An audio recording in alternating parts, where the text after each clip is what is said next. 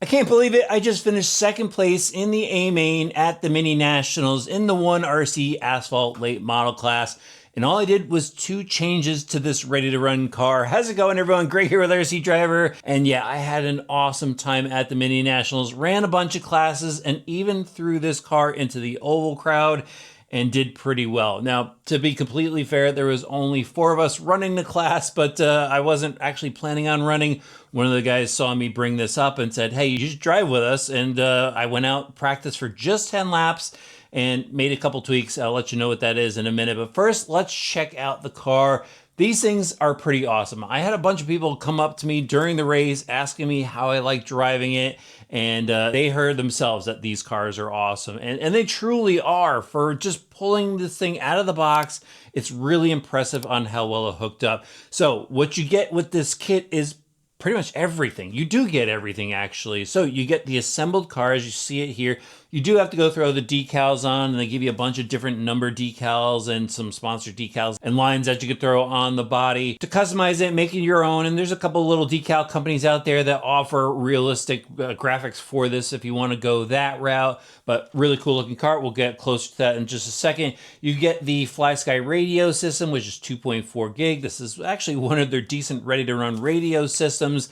Got the basic trims that you're going to need to get this thing going straight, and dial out some steering if you need to. It's got dual rate. They give you a nickel metal hydride battery pack and a USB-C or USB charger, some additional wheels and tires, a wheel wrench, and some shock spacer clips along with an instruction manual.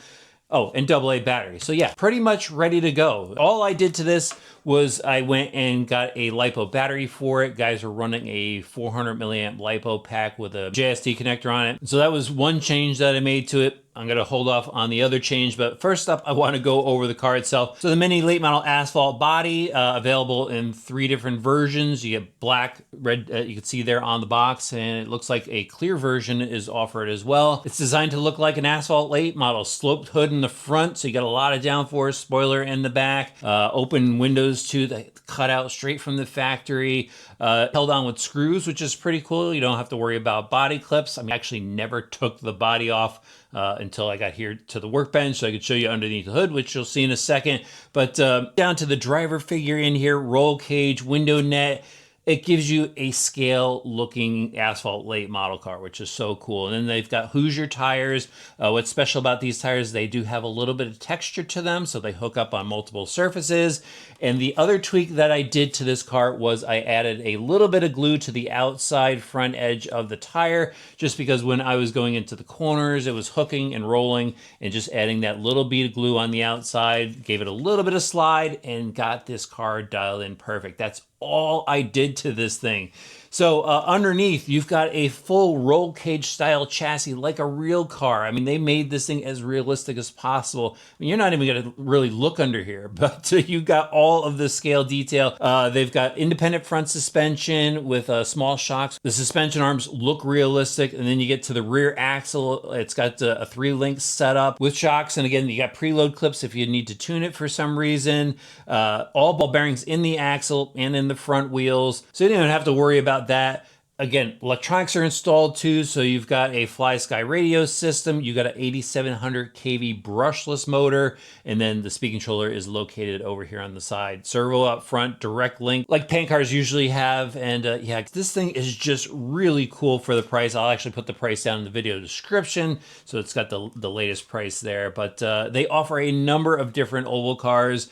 And it's no wonder that this racing is really taking off, because it's just so easy to get into. It looks so realistic. But enough about the car. Let me show you some action footage. I was able to grab some video of my first round of qualifying, actually my only round of qualifying. And this is the first time I actually raced an oval car in a really, really long time. So the beginning is a little rough, but I get in the groove at the end.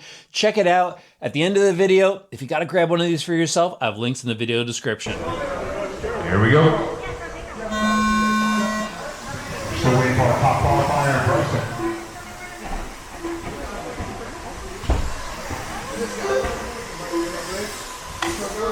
Bryson Bruce.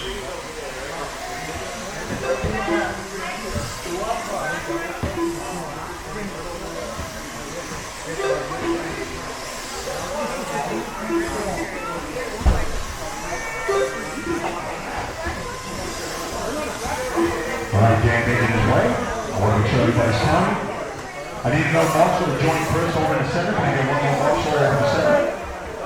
I got Joe making his way over the hill there. Can I get one more over in the center?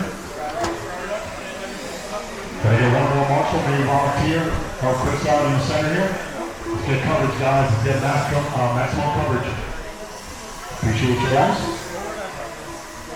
Back stretch. Thank you.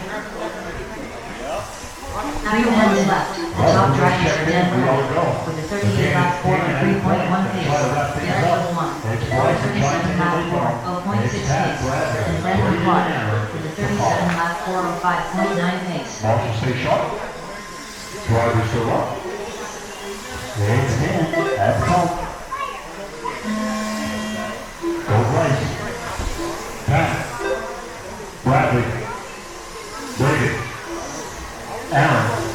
Let's go to work.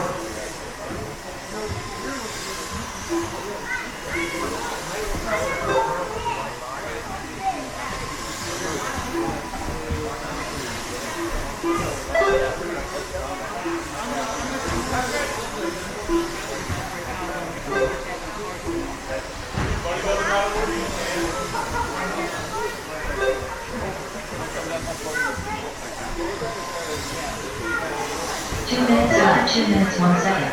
The top drivers are Brandon Clark with a 39 lap 402.8 pace, Garrett with 1 with a 37 lap 402.1 pace, and Dan Coley with a 36 lap 402 flat pace.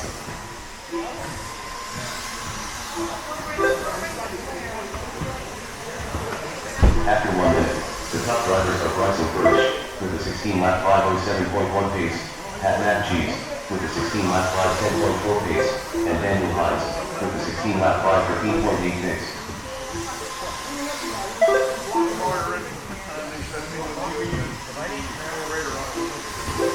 Remaining. Chatting it up with the Spinelli family, always a pleasure and honor to have them in the house. 3:30 remaining, it's Bryson at the point where it needs to count. They're trying to beat 16-17. Bryson on 16-07 After 3 minutes 1 second, the top drivers are Brandon Clark with 40 lap 403.9 pace, Garrett with 1 It's Dan also in the next stop here. 39 lap 405.1 pace, and Greg with 37 lap 410.4 pace. 5 seconds left. 07. Oh yeah, it's getting good. Lock in, guys. After 2 minutes 1 second, the top drivers are Bryson Burch with a 16 lap 508 flat pace, Daniel Hines with a 16 lap 513.5 pace, and Pat Matt Cheese with a 16 lap 5. Oh, trying to belly hop it. There you got the gratuitous bounce, bud.